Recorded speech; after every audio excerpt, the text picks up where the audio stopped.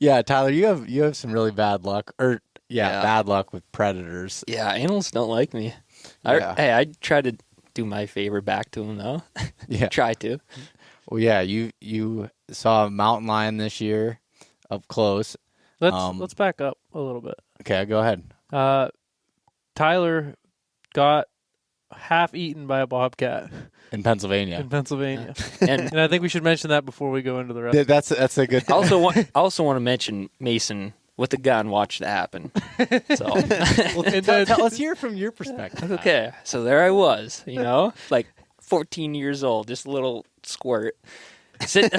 You still are. I set myself up for that one.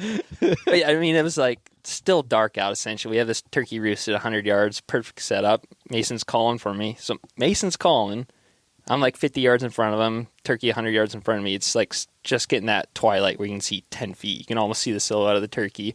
He starts clucking or whatever, getting that turkey going. And then like this is like one of those weird slow motion like videos like in your life. I just remember like, don't know why, I slowly turned my head and like just midair, just bobcat like coming. And like I'm like I couldn't do anything. Just next thing I know, it's just on my head, just clawing and biting me. The best part. That's probably my favorite part of the story. I love. Didn't you make him continue hunting for a little? Yeah. Well, no. Yeah. No, go back to So Mason can pick up from there. Yeah, because let's see Mason's tells them. view in perspective from behind. So I seen a flash of something. I thought it was going to run between us. I was like, whatever. I thought it was a bear or a coyote. I was like, whatever this is going to scare my brother and it's going to be funny. So Thanks. I see this flash coming, and all of a sudden Tyler gets knocked over. It hit me hard. And I see a bobcat standing on his head, just looking down at him. And I'm like, this is my only opportunity to ever pepper my brother. I was like, Justify it. Yeah. but I didn't. Obviously, I didn't shoot because I didn't want to shoot my brother. So then I go, and he's just in the fetal position, is standing on his head. And Threw it off so I get up eventually. and I yell, and it goes running off. And then I was like, I can go to my brother, or I can chase after this bobcat. Or we So- can get that turkey still. yeah. And actually, the turkey was on the ground. I kept waiting for him to shoot. It was like right there. Mm-hmm. And it jumped on you because you were moving too much. Oh yeah. And then we just throw that jab in there. But anyways, the bobcat ran off, and I'm thinking, I chased after it for a second just to make sure it was gone, and then I go back to Tyler, and I'm afraid to look at him. I'm thinking like he's gonna be missing an eyeball or something, and he's still in the fetal position. It's pretty And scary. I was like, I'm thinking like, dude, it was gone a minute ago. You can come out of the fetal position. so I grab his arm and I start I'm like, all right, I gotta look at his face, make sure he has both his eyes, and I roll him over, and he just goes, it smelled so bad. yeah. And then the turkey started gobbling again, Yeah. and we made. You wanted to go home. I said, no, it's gobbling. Let's I go. mean, there's blood running down my neck here. It's like a turkey's still hot. Like I have rabies probably here. Well, yeah, because you had a gash in your head. Yeah, I though, still have right? a pretty sweet scar here. And then, I mean, there's still tooth mark holes. I don't like that one. Yeah, Those scars you are had a cool. puncture in like your eyebrow or something too. Yeah. I remember. Yeah, they tore me up at the hospital. Yeah, that's the other thing. I got tricked in the hospital, but What do you mean? I mean, I thought I was good. I'm like, I deserve to get attacked. It doesn't have rabies, but no, we had to go and do the whole rabies shots, scrub my wounds, stuff like that. But Well, yeah, I remember you had a head net on that was like all ripped Oh, up yeah. and just like You still have the head net? it's somewhere in our house. You Yeah, should frame it. yeah. yeah, and did you may have just said it and I missed it, but did you kick the bobcat or something to get it No, off? I just ran after it and yelled, and it took off. Okay, well, I'm glad you told the story because if I would have told it, I thought you like were punching it and kicking it. But Yeah. I think that's how when I tell the story from here on, it's gonna Yeah. be that way. yeah, Mason- oh yeah, you got Sounds better. Mason had to kick it off him. Yeah, It was pruning him like a because little honestly, house cat. it's just not a good look on Mason to not have done that. You know. Yeah. I would have tried.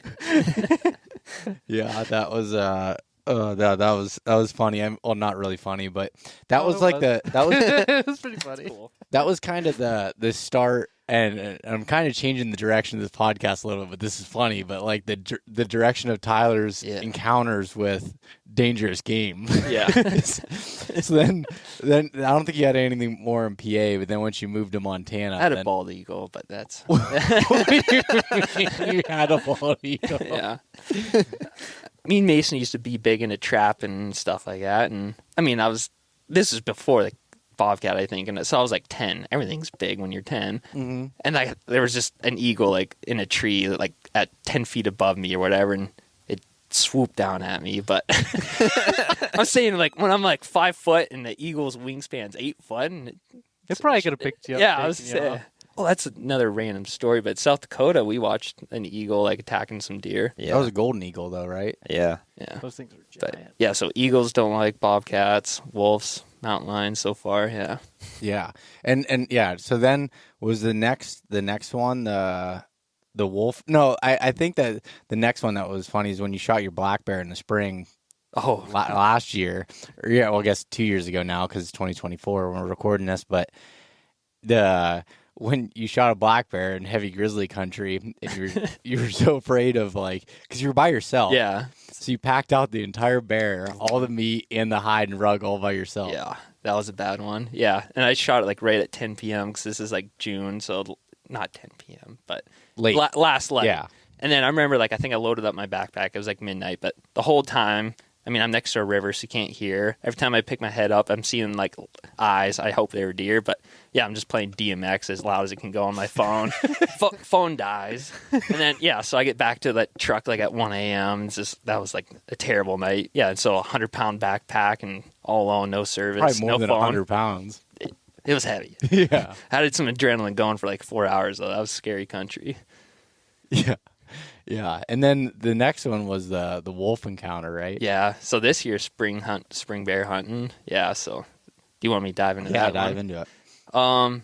So like exactly where I shot like my bear 2 years ago now. Then, like I just call like the predator zone. Like it's so spooky. I think I took Mason there elk hunting one night. It's just like it's a place you just don't want to go. Like it's just got that weird vibe for it and stuff like that. It is a weird forest, that area. Yeah. So then like I'm walking. I'm like, oh, I haven't gone back here because I told myself I'm never set foot here again. And I'm like looking over, like trying to find my bear carcass from last year. And then, so it's like 10 a.m. Like I'm just out more scouting. Like I wonder if there's still bears in here, stuff like that. And 10 a.m., sun out, 60-degree day. The wolves just light up. So like I already knew there was like wolves there. And they light up like 400 or 500 yards away on the ridge above me. I'm like, oh, that's cool. And they kept doing it. And I think I ended up taking like videos, sending it to you guys. Yeah.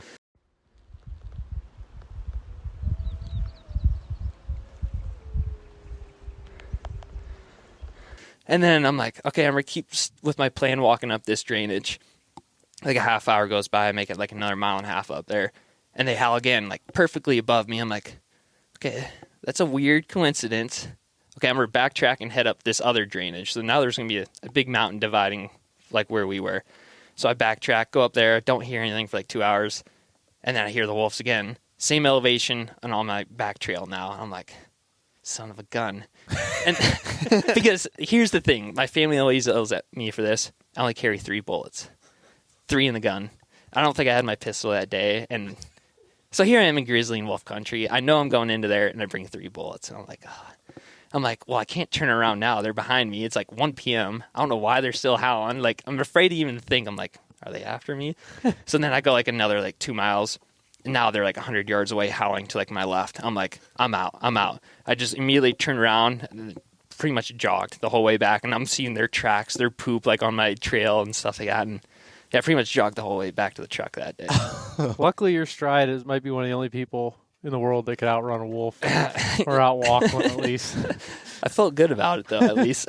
And he always has close encounters with predators and is in sketchy situations, but that one really rattled you. Yeah. Oh, yeah. I think for 3 hours, like my arm hair was just standing up. Like there was a breeze, and it's like one of those like it hits you and like you just it hurts. Like that one was probably the scariest, honestly. Yeah, I could imagine. And I remember the worst part for all of us was you had cell service and you were sending Snapchat of like Well, live by live what was happening. And I'm like, all right, I haven't had an update from Tyler in like an hour. Like, is he taken down? Yeah. He got smoked. Yeah. It was cool the first 2 times, and then I was like, oh shit. Yeah, yeah, that was pretty wild. And then was it in the fall when you had the encounter with the mountain lion? Yeah, so that was opening Labor Day weekend then. Yeah, it was just, I can dive into that one real quick then too. So I was just camped like on a knife ridge. I mean, this ridge is 5 yards wide. I was probably being lazy because I didn't want to climb 2,000 feet every day. So I put my tent on this knife ridge, not thinking I'm like, any animal cruising is going to walk within 5 feet of my tent. It's Grizz country again. So, I mean, it was like 8 p.m., like it's dark or whatever. So I'm like, I don't want to cook at my camp. So left the gun, left the bow, left the bear spray. And I'm like, oh, it's dark. I'm just going to walk over here and cook my food 200 yards away. And I'm sitting there cooking, like listening to bulls, bugles, sitting there like enjoying life. I'm like, yeah, this is awesome. And then it was just like one of those like sixth sense again. It's like, let me just randomly turn around for no reason.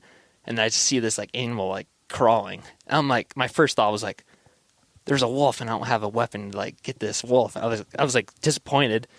And then all of a sudden I see like the long tail. I'm like, son of a gun.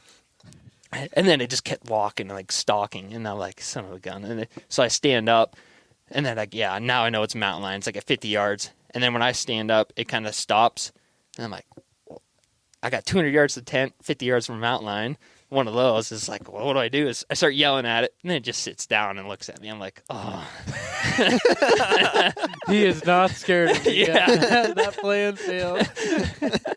So then I yelled a couple more times. And then I'm sitting there, I'm like, I got to make a run for it, right? Probably not the smartest. Yelled one more time, just sat there, just perched up looking at me. Took off running, never looked back. You ran. Oh, yeah. I ran for my life. And it was uphill, too. So I was like, I wasn't fast. So I get to my camp, grab my pistol, turn around, and I just see it just walking off like, what's this this kid doing? And then I'm like, oh, great. Like, and now I'm not going to sleep tonight or whatever. And then to make things worse, so I ended up running into 2 guys that night, or like that evening, like right before I was heading back to my camp. They're like, oh, we're going to go after these elk right below your camp. I'm like, yeah, like I can't go after them. Go ahead. So I get to my tent or whatever, and pistol's like on my chest. I'm like, this is going to be a long night. And then I get a message from these guys like, hey, we just shot a bull below your camp and a grizzly stole our meat.